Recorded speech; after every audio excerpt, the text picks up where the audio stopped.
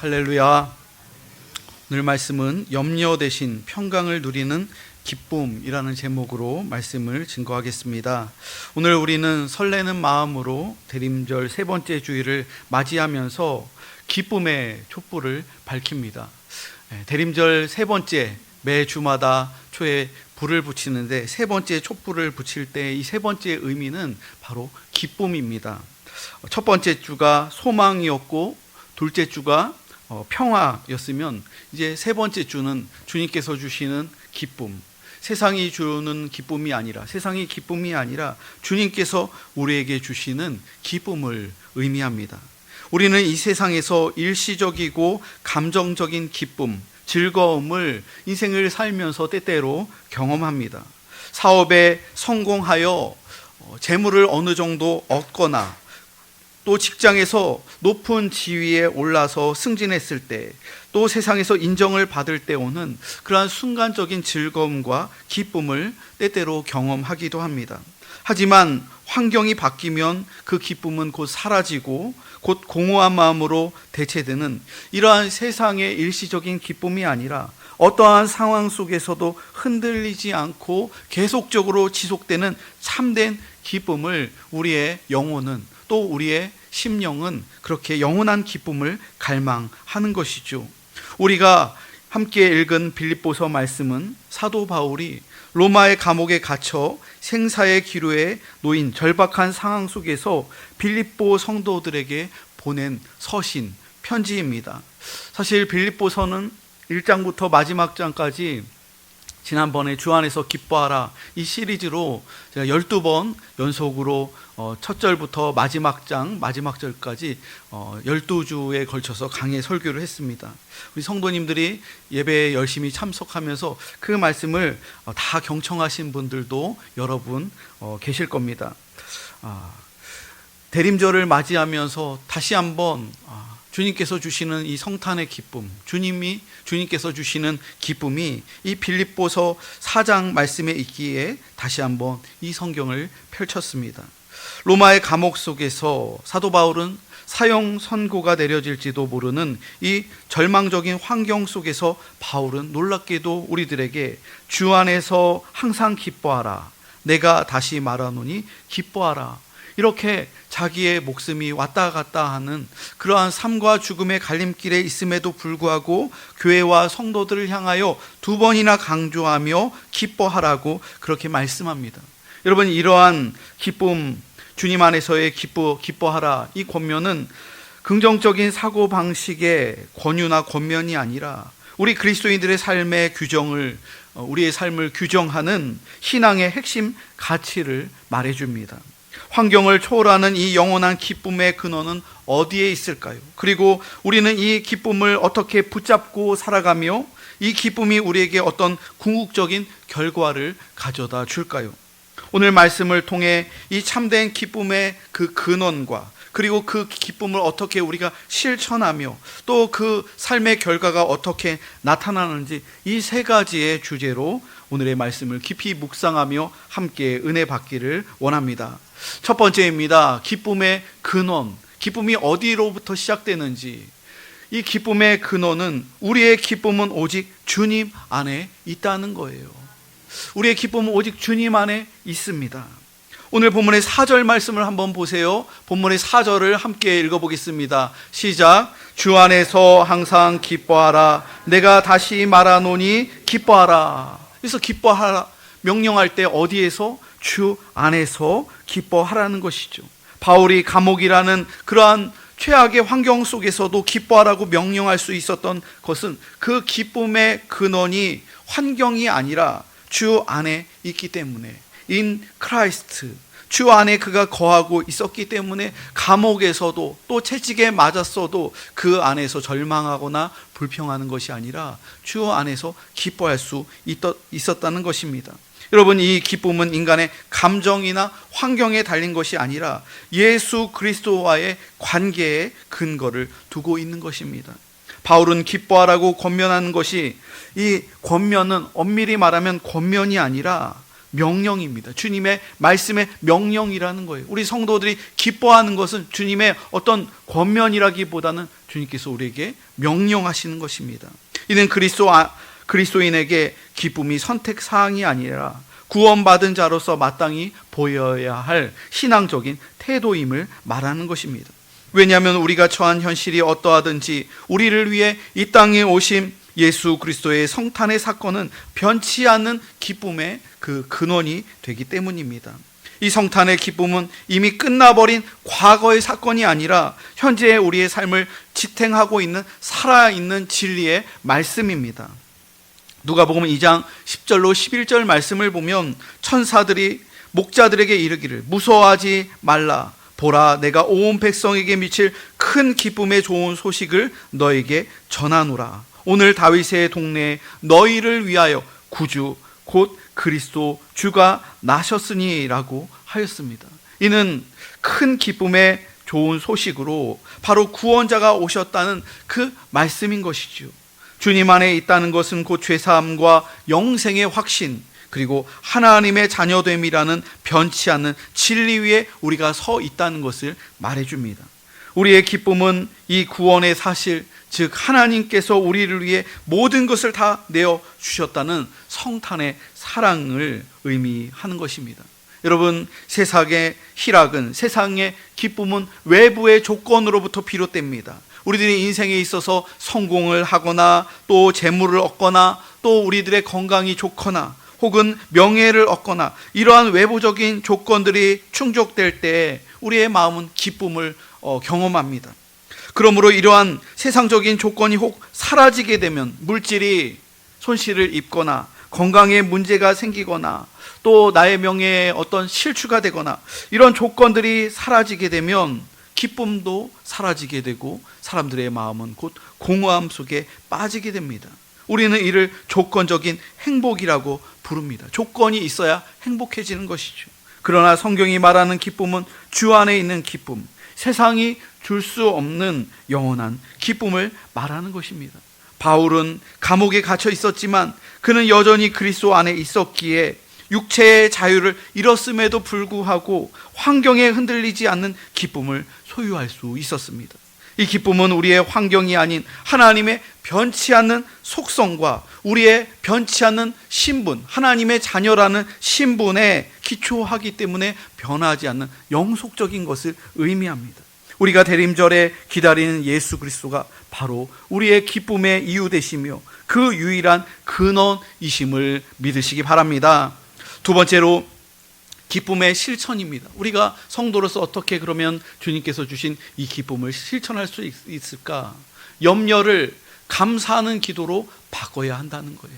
우리의 마음속에, 생각 속에, 머릿속에 염려가 있습니다. 그런데 이 염려, 걱정, 불안을 기도함으로써 감사하는 기도로 바꿔야 한다는 거예요. 5절과 6절 말씀을 한번 보여주세요. 5절과 6절을 함께 읽어보겠습니다. 시작. 너희 관용을 모든 사람에게 알게 하라. 주께서 가까우시니라. 아무것도 염려하지 말고 다만 모든 일에 기도와 간구로 너희 구할 것을 감사함으로 하나님께 아뢰라.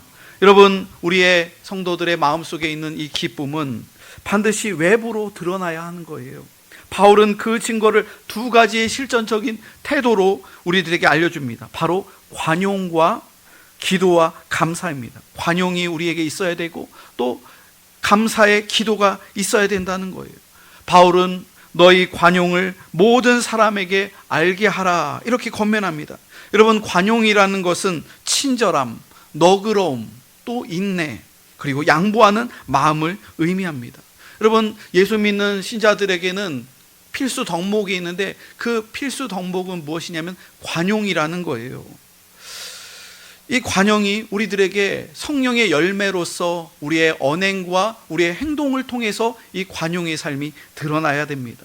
또한 성숙한 민주 시민들을 보면, 시민의식이 높은 그런 나라에 가면 사람들이 굉장히 여유가 있고 관용합니다. 굉장히 신사적이라는 거예요. 여러분, 우리나라가 얼마나 선진국이 되었는지 지하철 타거나 또 공공장소에 가면은 사람들이 남의 배낭이나 남의 거를 집어가지 않아요. 굉장히 우리나라가 성숙했다는 거죠. 버스나 지하철이 다른 나라보다 더 깨끗하고 화장실도 굉장히 깨끗해졌어요. 높은 그런 시민 의식이 높아졌기 때문에 그래요. 그런 나라를 가보면 다른 외지 사람들이나 또 외국인이 오면은 말을 걸었을 때 친절하게 안내를 해주고 도와주고, 이런 성숙한 시민 의식, 이러한 성숙한 이 관용의 정신이 높은 나라가 신용이 올라가는 것이고, 그 나라가 더 잘 살게 되고 많은 사람들이 찾게 되는 것이죠. 그 나라에서 만약에 소매치기를 당하거나, 그 나라에서 다른 사람, 그 외국인이라고 막 때리거나 이런 일이 있으면 그 나라 갈까요? 사람들이 다시는 찾지 않는 거예요. 마찬가지로 예수 믿는 성도들이, 또 교회가 외부 예수 믿지 않는 사람들을 향해서 관용의 마음, 친절함과 너그러운 마음과 양보하는 마음을 보일 때, 그것이 예수 그리스도의 덕이 선전되는 것이고, 교회가 교회로서의 사명을 감당하게 되고, 그 교회의 그 위상이 높아지며 전도도 자연스럽게 이루어지는 것이죠. 여러분, 오늘 말씀해 보면 이 관용을 행해야 될 이유에 대해서 우리에게 말씀하시는데, 주께서 가까우시니라. 주께서 가까우시다는 거예요. 우리의 인생에 주님 만날 그 날이 가까워지고 있다는 거예요. 그러므로 서로 용서하고 마음을 넓게 하고 작은 일에, 사소한 일에 다투지 말고 관용의 마음을 가져야 된다는 거예요. 주께서 가까우시니라. 종말론적인 소망과 신앙을 가지고 살아야 한다는 것이죠. 여러분, 만약에 우리의 인생이 앞으로 몇 달 남지 않았다고 한다면, 아니면 1년, 2년 산다고 한다면, 아니 5년 산다고 이 날짜가 나온다면 우리의 마음이 어떨까요? 작은 거에 이렇게 서로 부부가 싸우고 혹은 다른 이웃들과 싸우고 분쟁을 할까요? 아니라는 거예요. 병상에, 건강에 문제가 있고 이런 분들은 마음을 내려놓으면서 마음을 더 관용해야 돼요. 가족들을 위해서, 배우자를 향해서, 자녀들을 위해서 좋은 말을 하면서 삶을 더 아름답게, 그렇게 유종의 미를 거둬야 되는 것이죠. 여러분, 우리가 성탄의 주님을 믿고 반드시 다시 오실 주님의 재림을 확신한다면 우리들이 마음을 더 넓게 그렇게 쓰면서 이 세상의 작은 일에 목숨 걸고 조급해하거나 타인의 사소한 허물을 꼬집으며 분노하거나 다툴 필요가 없다는 것이죠. 주께서 가까우신데 무엇 때문에 다투고 무엇 때문에 고집을 피울 필요가 있을까요? 또 물질이 뭐가 의미가 있을까요? 주께서 가까우시다면은 재물도 양보할 수 있는 거예요. 형제들 가운데 유산 때문에 그렇게 다툴 필요가 없다는 거예요. 주께서 가까우시고 우리 안에 그 예수 신앙이 있다면 그 문제에 대해서 분쟁할 필요가 없다는 것이죠. 여러분, 대림절은 이 종말론적 관용을 훈련하는 귀한 기간입니다. 영원한 천국이 곧 도래함을 아는 사람은 작은 것에 연연하지 않고 영혼의 여유와 너그러움을 가질 수 있다는 거예요. 우리의 관용은 세상 사람들에게, 저 사람에게는 세상이 빼앗을 수 없는 무언가가 있구나, 이렇게 느끼게 하는 복음의 향기가 우리 성도들에게 드러나야 되는 거예요. 목사에게서 그러한 모습이 드러나야 되고, 또 우리 장로님들의 모습에서 그 모습이 드러나는 것이죠. 여러분, 진정한 기쁨은 타인에 대한 너그러운 용납으로 세상의 증거가 되며, 이는 곧 주님을 기다리는 성도의 놀라운 인격, 성품을 우리에게 보여주는 것입니다. 여러분, 기쁨을 가로막는 가장 큰 적은 무엇일까요? 염려입니다. 염려, 걱정. 이 염려는 헬라어로 메림나오라고 하는데, 이 걱정의 이 헬라어 뜻이 무엇이냐면 나누어지다, 분열하다. 우리의 머릿속에서, 우리의 뇌 속에서 잠자려고 하는데 걱정거리가 있으면 그 생각들이 막 분열하는 거예요. 막 나눠지는 거예요. 조각조각 나눠지면서 왜 그랬을까, 또 그 사람 생각하고 그 상황 생각하고 또 그 일 생각하고 하면서 이 걱정거리가 한 개였다면 두 개로 분열하고, 세 개로 분열하고, 네 개로 나눠지고, 사람도 왜 한 사람에서 두 사람, 세 사람, 걱정거리가 점점 많아져 갖고 잠을 못 이루고 또 불안해지는 것이죠. 여러분, 우리의 마음의 문제에 집중하다 보면 이 문제거리가 점점 많아지고 분열되는 거예요. 그래서 하나님의 주권을 의심하게 되고 염려가 시작되는 것이죠. 바울은 아무것도 염려하지 말고 라고 우리에게 명령하였습니다. 생각을 자꾸 쪼개지 마세요. 분열시키지 마세요. 단순하게 생각하고 주님 앞에 기도하라는 거예요. 염려하지 말라는 거예요. 염려의 유혹 앞에서 우리는 어떻게 해야 할까요? 바울은 염려를 스스로 해결하려 애쓰지 말고 주님 앞에 나와 모든 일에 기도와 간구로 너희 구할 것을 감사함으로 하나님께 아뢰라, 이렇게 말씀하셨어요. 건강에 문제가 생기고 수술을 예정 두고 있고 또 치료를 받고 있으면 주님 앞에 나와서 기도하시라는 거예요. 또 목회자에게 얘기해서 안수 기도를 받으시라는 거예요. 여러분들의 가정 가운데 어떤 재정적인 사업적인 문제가 있습니까? 또 여러 가지의 걱정거리가 있습니까? 그것을 혼자 끙끙 앓지 마시고 주님 앞에 나와 기도의 자리에서 아뢰는 거예요. 주님께 감사함으로 아뢰라는 거예요. 그러면 그 불안들이 사라지게 되는 것이죠. 여러분, 감사함으로 아뢰라고 바울은 말하고 있습니다. 감사함으로 아뢰는 것이 핵심적인 태도입니다. 우리가 아직 문제 해결이라는 응답을 받지 못했더라도 이미 예수 그리스도를 통해 가장 큰 구원을 이루셨고 우리의 필요에 따라 가장 좋은 것을 주실 것을 믿기 때문에 감사함으로 주님 앞에 아뢰어야 한다는 거예요. 이 감사는 상황이 아닌 하나님의 주권과 신실하심을 인정하는 믿음의 선언이며, 이 순간부터 우리가 염려를 내려놓고 감사의 기도를 드리면 주님께서 우리의 염려의 목록이 감사의 목록으로 완전히 바뀌고 역전되는 그러한 일을 경험케 하신다는 것입니다. 세 번째로 기쁨의 완성입니다. 기쁨의 완성은 하나님의 평강이 우리의 마음과 생각을 지켜주신다는 거예요. 이 기쁨이 완성되는 순간이에요. 우리가 염려를 멈추고 주님 앞에 기도할 때 주님의 그 평강이 우리 성도들의 마음과 생각을 지켜주신다는 것입니다. 7절 말씀 한번 보세요. 7절을 함께 읽어보겠습니다. 시작. 그리하면 모든 지각에 뛰어난 하나님의 평강이 그리스도 예수 안에서 너희 마음과 생각을 지키시리라. 이번 주에도 제가 한 가정을 신방하면서 많은 경제적인 어려움이 있고 상황적인 어려움이 있는데 제가 이 말씀을 읽어드리면서 기도해드렸어요. 모든 지각에 뛰어난 하나님의 평강이 우리 집사님 또 우리 성도님 마음과 생각을 지켜주실 것입니다. 그렇게 기도했어요. 여러분, 우리가 염려를 멈추고 기도와 감사로 하나님께 아뢰일 때 하나님께서는 놀라운 선물을 주시는데 그 놀라운 선물이 무엇이냐면 모든 지각에 뛰어난 하나님의 평강이라는 선물을 주신다는 거예요. 여러분, 이 평강, 하나님의 평강은 우리가 마땅히 파산하고 무너져야 할 상황 속에서 오히려 우리를 붙들어 주시는 하나님의 기적적인 은혜라는 거예요. 모든 지각에 뛰어난 하나님의 평강. 여기서 지각은 영어 성경을 보면 understanding, 모든 이해, 우리의 삶에 있어서 내가 삶의 상황 속에서 모든 이해력을 동원하고 모든 이성을 동원하고 모든 경험을 동원해도 평강할 수가 없는데, 지금 도저히 평강할 수가 없는데 모든 지각에 뛰어난 하나님의 평강이 우리에게 평강할 수 있게 해준다는 거예요. 사업이 완전히 힘들어지고 회복될 상황이 안 보이는데, 건강 역시 마찬가지인데, 그런데 희한한 것은 모든 지각에 뛰어난 하나님의 평강이 우리에게 임하면 성도들의 마음과 생각을 지켜주신다는 것이죠. 여러분, 모든 지각에 뛰어난 하나님의 평강은 인간의 이성을 뛰어넘는 차원의 평화라는 뜻입니다. 사도 바울이 로마 감옥에 갇힌 상황에서도 그의 평강은 바깥의 자유로운 빌립보 성도들이 가진 평안보다 더 깊고 견고했습니다.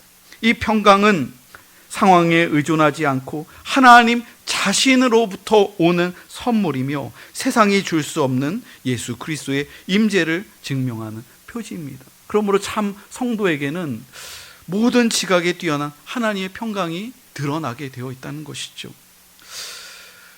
예전에 19세기에 있었던 일이에요. 한번 사진을 보여주세요.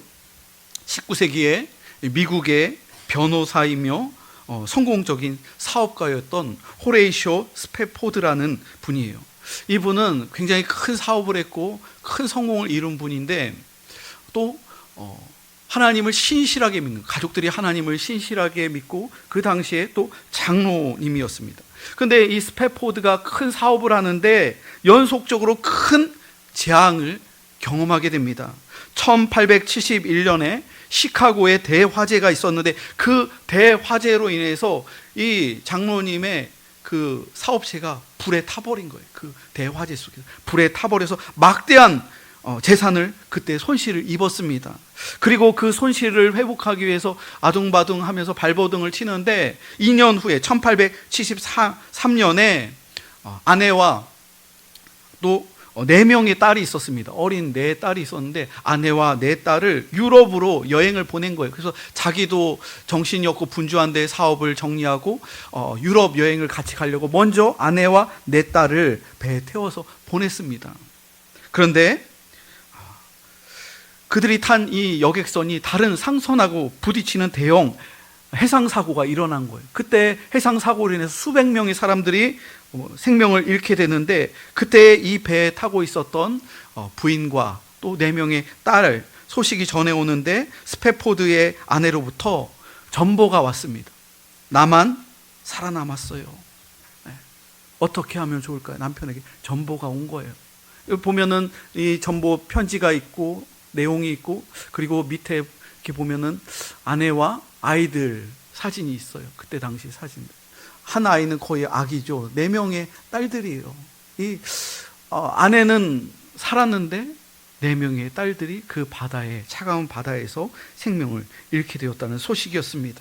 한순간에 사랑하는 4딸을 다 잃어버린 거예요. 이 가장으로서 시카고 화재로 인해서 큰 그 사업의 손실, 재산이 굉장히 많이 타격을 받고, 그리고 그 타격 때문에 가족들과 휴가차 이렇게 먼저 아내와 딸을 보냈는데 4명의 딸들이 다 생명을 잃은 거예요. 전 재산과 자식들을 다 잃어버린, 마치 구약의 욥의 고난이 떠오릅니다. 그는 구조된 아내를 만나기 위해서 배를 타고 유럽을 향했습니다. 대서양을 통과하는 그 사고의 지점에서 선장이 스패포드에게 이곳이 침몰 사고 지점입니다. 그 바다를 가리키면서, 그 물결치는 바다를 보면서 4명의 딸들이 추운 바다에 빠져 죽은 생각을 하니 이 아버지의 마음이 미어져서 견딜 수가 없었던 거예요. 그래서 그 얘기를 듣고 선실 밑에 내려가서 울부짖으며 그때부터 기도하는 거예요. 그러면서 기도하면서 눈물을 흘리면서 이분이 하나님께 기도하면서 물은 거예요. 주님, 저는 주님의 일을 가장 귀하게 여겼고 주님을 사랑했습니다. 그런데 왜 이런 고통을 저에게 주십니까? 앞으로 저는 이제 어떻게 살아야 합니까? 밤새 엎드려 눈물로 기도했다는 거예요. 밤새 눈물로 기도하는 새벽이 동이 터서 햇살이 비쳐 들어오는 바로 그때, 그 순간 인간의 이성으로는 도저히 이해할 수 없는 평안함이, 모든 지각에 뛰어난 하나님의 평강이 그 스패포드의 영혼 가운데 적셔 오는 거예요. 그 자리에서 그렇게 4명의 딸들, 그리고 자기의 재산, 눈물을 흘리면서 기도할 때 모든 지각에 뛰어난 하나님의 평강이 그의 영혼을 비춰오는데, 그때 그가 눈물을 흘리며 새벽 동뜰 때 작사한 찬송가가 내 평생에 가는 길, 이 찬송이었던, 찬송가 413장에 나와 있습니다. 내 평생에 가는 길 순탄하여 늘 잔잔한 강 같은지, 그 바다를 보면서 큰 풍파로 무섭고 어렵든지 나의 영혼은 늘 편하다. 어떻게 편하다고 고백할 수 있을까요? 그 다음이요, 내 영혼 평안해. 내 영혼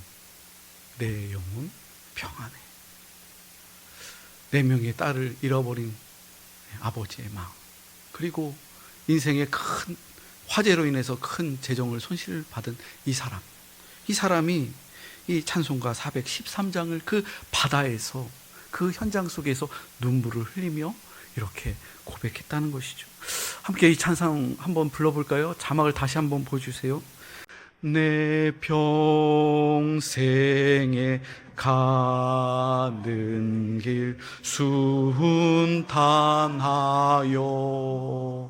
늘 잔잔한 강 같든지 큰 풍파로 무섭고 어렵고 어렵든지 나의 영혼은 늘 편하다. 내 영혼 평안해. 내 영혼 평안해. 할렐루야. 은혜가 되시죠? 우리가 다 아는 찬송가예요. 이 찬송가의 스토리, 역사적인 이야기가 이런 내용이 있었더라고요.